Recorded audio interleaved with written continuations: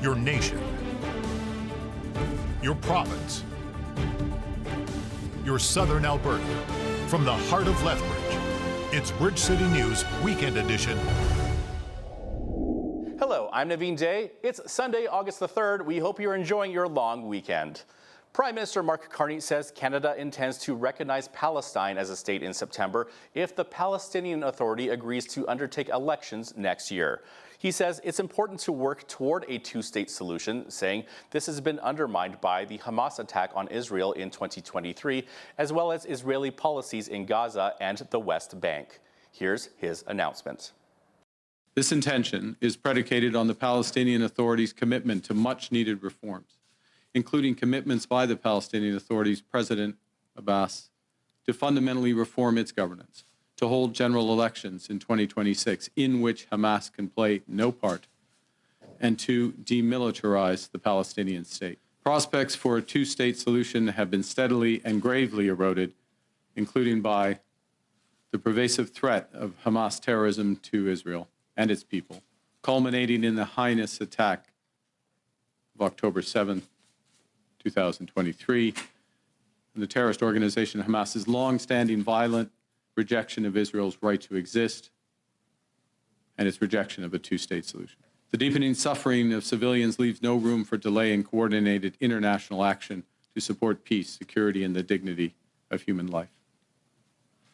Preserving a two-state solution means standing with all people who choose peace over violence or terrorism, and it means honoring their innate desire for peaceful coexistence.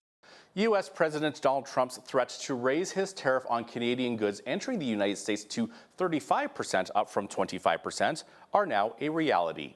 Prime Minister Mark Carney's negotiating team was back in Washington for trade talks this week, but Canada's plan to recognize a Palestinian state may have made the situation worse.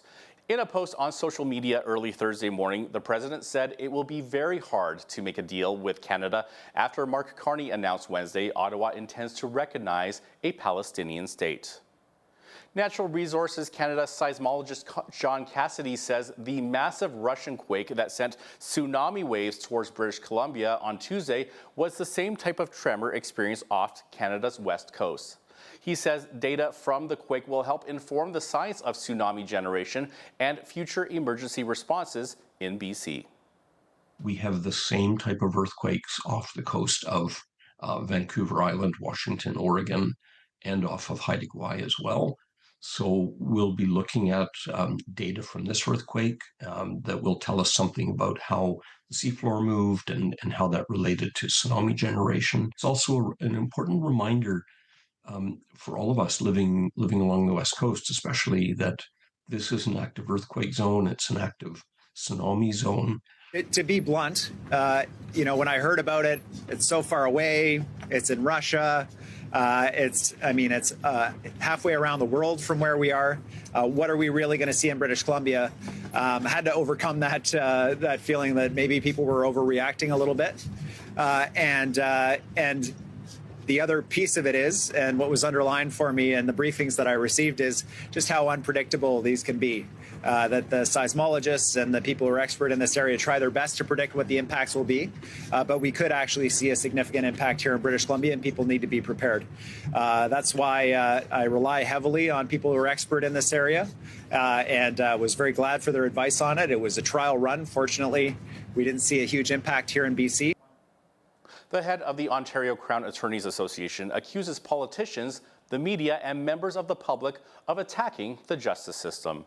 Donan Kelway calls recent responses to two high-profile criminal cases, quote, affronts to the rule of law.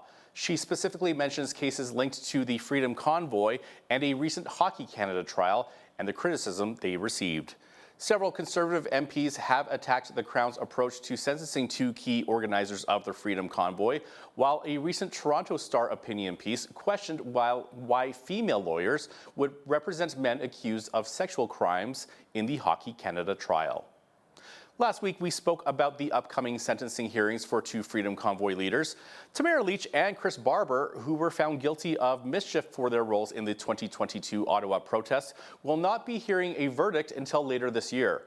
Are delays like this normal? To chime in on this and other issues is our political reporter Brian Lilley, who sat down with BCN's Jeanette Roche.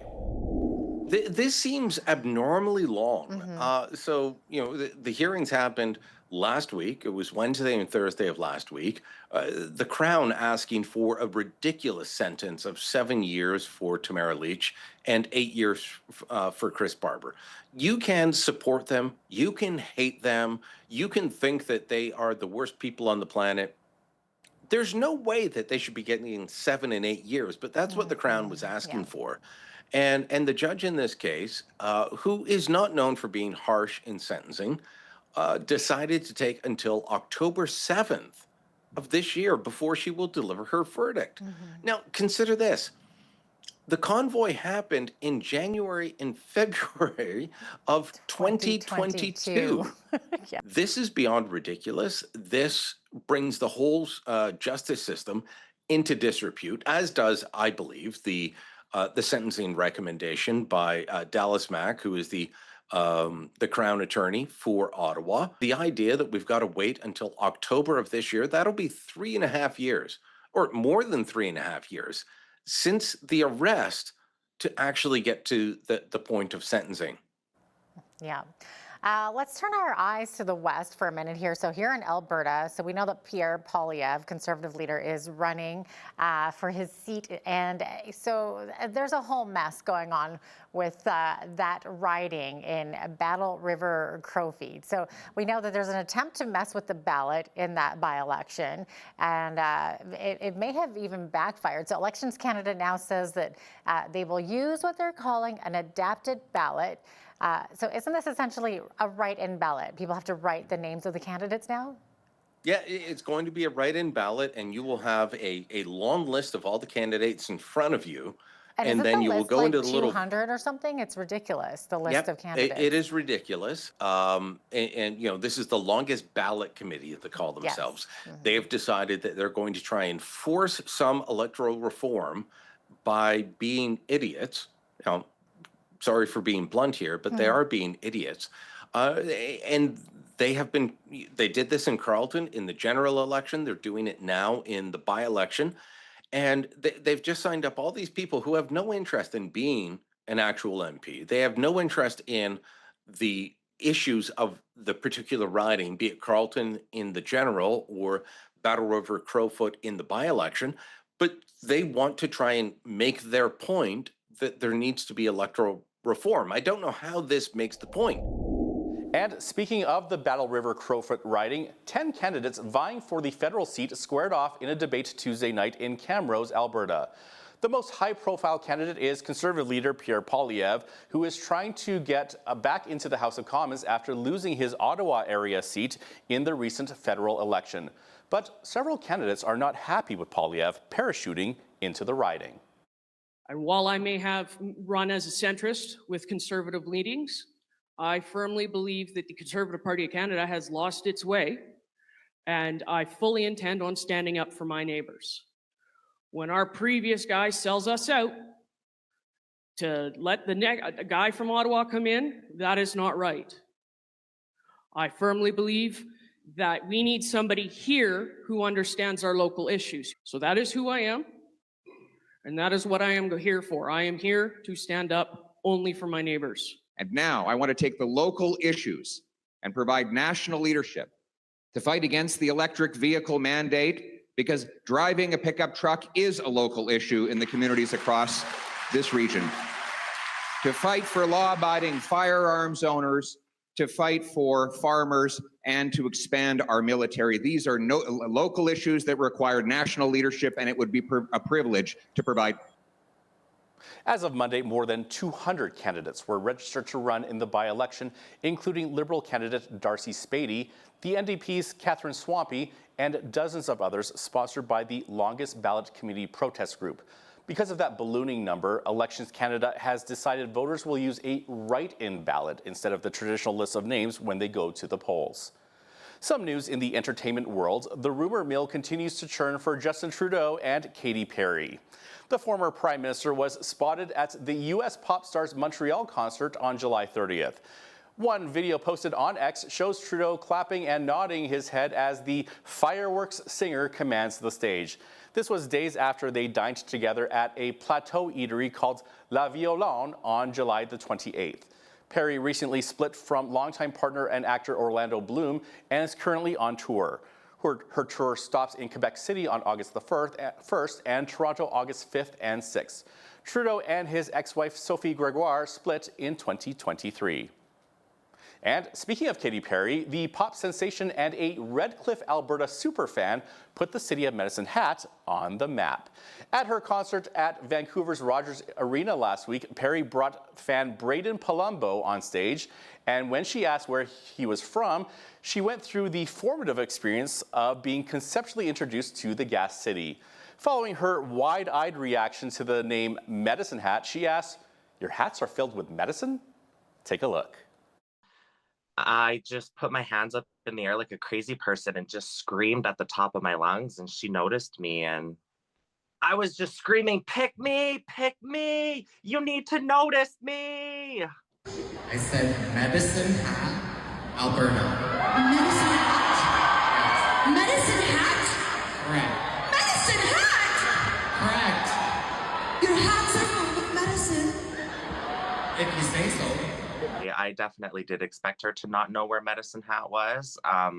But with that being said, though, I do live in Redcliffe. So when you say Redcliffe, people are like, what? But when you say Medicine Hat, people are like, oh, I know where that is. But for her being a big superstar like that, I totally knew that she didn't know where that was. Medicine Hat inherited its name from the Blackfoot word samis, an eagle tail headdress worn by medicine men in a number of Blackfoot legends. There's more to come from around Alberta, so stay with us.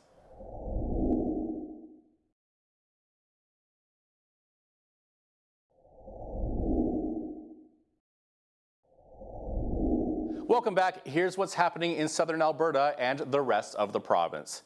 A referendum question about Alberta staying in Canada is moving forward, and organizers can now start gathering names on a petition. Former Deputy Premier Thomas Lukaszuk is heading up the Alberta Forever Canada Citizen Initiative. He met the deadline to have a chief financial officer in place as required under the Citizens Initiative Act. The group can now officially begin gathering signatures. They will need to gather 239,976 signatures, which is 10% of the eligible voters from the 2023 provincial election. The group's referendum question is, do you agree that Alberta should remain in Canada? The Alberta Prosperity Project has a competing pro-separation referendum question. That question seeks a yes or no answer to, do you agree that the province of Alberta shall become a sovereign country and cease to be a province in Canada? That question has been referred to a judge to decide if it contravenes the Constitution. Alberta legislative correspondent for the National Post, Tyler Dawson, explains what happens next. What happens now is a little bit anyone's guess. The Thomas Lukaszuk group now needs to gather the signatures from Albertans because there's a threshold of signatures that need to be reached under the Citizen Initiative Act in order to get the referendum question before Albertans. They have until October 28th to do that. Now, if they achieve that before the Alberta Prosperity Project folks get their court stuff sorted out and gather their signatures, there can't be two referendum questions on the same topic at the same time. First of all, it doesn't make any sense. Second of all, it's against Elections Alberta rules. So they are out in front of Elections Alberta a little, or out in front of the Alberta Prosperity Project a little bit on this. So I guess we'll have to see how this sort of shakes out, but certainly this court delay is something that the pro-separation folks are not very happy about. Lethbridge police have taken a suspect into custody following a high-risk incident Thursday afternoon. Police responded to a call of a male armed with a weapon inside a building that is under construction in the 900 block of 1st Avenue South. Police were asking members of the public to avoid the area. Few details have emerged. However, police say they were able to take one man into custody. They say the investigation is ongoing, and at the time of this newscast, no charges have been laid. Lethbridge City Council has approved funding towards body-worn cameras for members of the Lethbridge Police Service. The funding will come from the Municipal Revenue Stabilization Reserve as a one-time allocation to the tune of $555,000 this year. Starting next year, frontline officers with the Lethbridge Police Service will begin wearing the cameras, a move driven by a provincial mandate aimed at increasing transparency and public trust in law enforcement. LPS Chief Shaheen Medizadeh explains what this represents for the city and what benefits it will bring. Really increases the level of transparency for the police. These devices can provide us with much better evidence collection and cases to the courts. In addition, it's going to also address some of the complaints against the service where we have actually video, audio footage of some of the complaints at times that public comes to us, and which we can really expedite those investigations to move forward. There has to be training, yes, because just putting a piece of equipment doesn't work if they are not fully trained. We'll be looking at 160 cameras. In fact, the number is closer to 160. We are not purchasing the cameras, we are leasing them, because the leasing is the best way to have this. That way there's services provided by the vendor to actually, for if the cameras break down or the new model comes up, we don't have to constantly adding cost and purchasing new stuff. Lethbridge police are urging residents to obey the rules of the road in construction zones after issuing multiple tickets and warnings to drivers on and near Whoop-Up Drive. Construction and rehabilitation work on Whoop-Up has closed multiple lanes and exits for commuters traveling on Whoop-Up Bridge, which will be in place until September. However, LPS say the amount of traffic offenses they have issued since last week has been surprising. BCN's Landon Hickok was on location with more. The traffic response unit for the Lethbridge Police Service has been cracking down on various traffic violations such as speeding and illegal U-turns while Whoop-Up Drive behind me undergoes rehabilitation work for the summer. According to the traffic response unit, last week they undertook a traffic enforcement project where over 50 tickets were issued to drivers who were traveling at high rates of speed on Whoop-Up Drive in an active construction zone, most going 20 to 30 kilometers over the limit, while one driver reportedly clocked in over 45 kilometers over the limit. It is a very narrow lane where you're driving, and there's workers present, so people have to obey the speed limits. It's 30, then it goes to 50. And if you're doing 85 with workers present, it's very dangerous for them who are 5 feet away from the vehicles. The rehabilitation work has caused the closure of the off-ramp for drivers traveling on northbound Scenic Drive to westbound Whoop-Up Drive. Patrol officers say that on Monday they have seen a surging increase of illegal U-turns at the intersection of the 500 block of Scenic Drive South, where on Monday they stopped 67 offenders. There's not many roadways to get to the west side. There's only 2 options basically, and once those roads get busy, it does increase time and people do get frustrated. And as well, if there's construction going on, obviously it's going to increase people's frustrations. But people have to slow down, take their time, and take alternate routes if it does get busy. Police continue to advise motorists to add a little extra time to their commute to avoid frustration due to road closures and delays. The fine for an illegal U-turn is $162, while speeding in an active construction zone with workers present in Alberta is double. For BridgeCityNews, I'm Landon Hickok. Folks in the southeastern Alberta community of Bow Island will have to do a little hunting for emergency medical care this weekend. Bow Island is about 100 kilometers northeast of Lethbridge. Alberta Health Services says the emergency department at the Bow Island Health Centre will be closed this weekend due to lack of clinical coverage. It says an ongoing personnel shortage makes it unable to secure regular and consistent coverage during the remainder of the week. AHS says weekend coverage from 7 a.m. Fridays to 7 a.m. Mondays will resume on August the 8th. During the temporary closure, nursing staff will remain on site to provide care for long-term care residents. If you have an emergency, you're asked to call 911. EMS services are prepared to respond to emergency events and support interfacility transfers to neighboring sites. Patients seeking care can access emergency services at the Tabor Health Centre or at the Medicine Hat Regional Hospital. STARS Air Ambulance is about to reach new heights, and that is thanks to a milestone donation out of Tabor.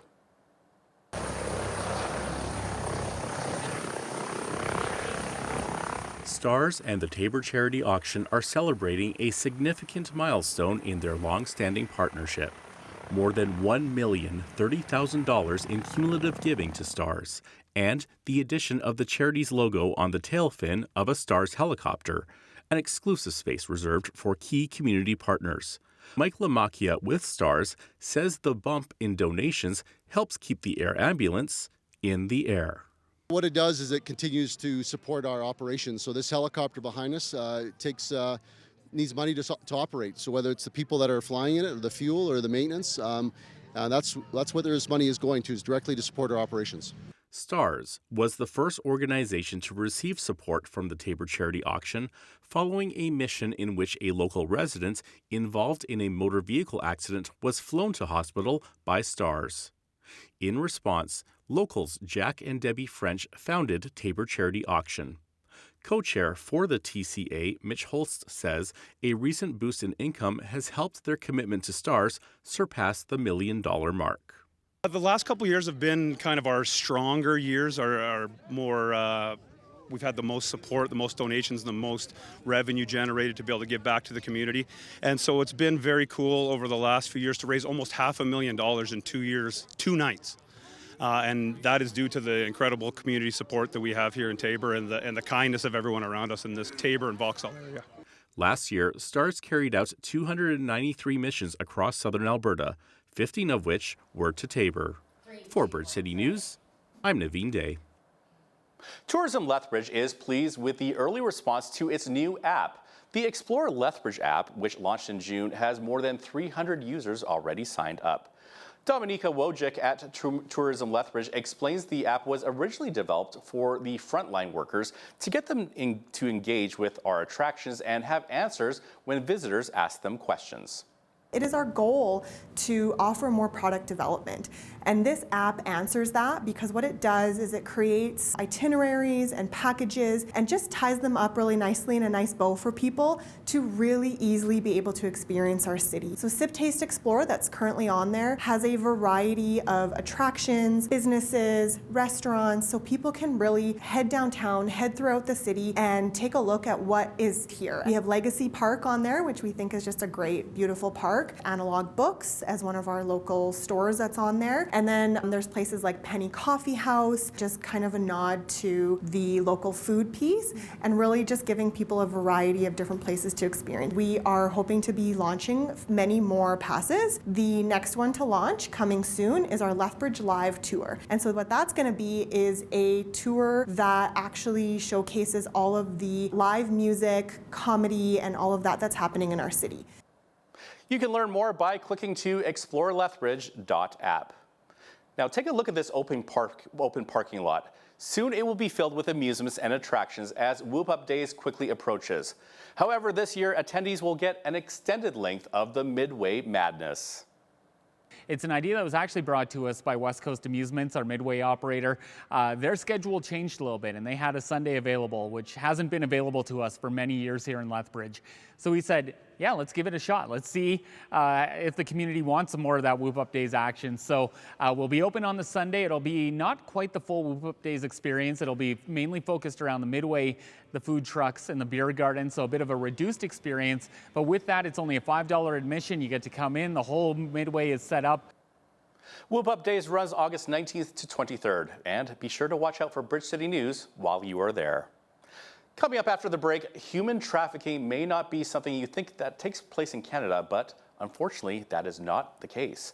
While we recognize World Day Against Trafficking in Humans on Wednesday, Joy Lynn Stickle, Executive Director of Not For Sale, shares some staggering statistics with BCN's Paul Arthur. And if you're watching us online, that full interview is available on our YouTube channel.